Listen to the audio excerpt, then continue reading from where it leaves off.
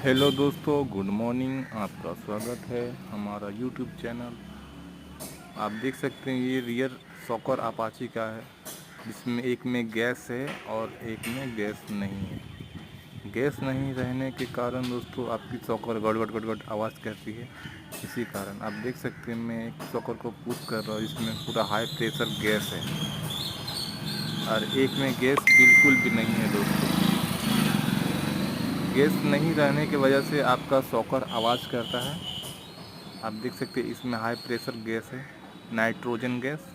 दाबने से दबता नहीं है, रिटर्निंग बिकेगा दोस्तों, देख सकते हैं आप। और एक में गैस बिल्कुल है ही नहीं, जिसके कारण आपकी सॉकर आवाज़ करती है।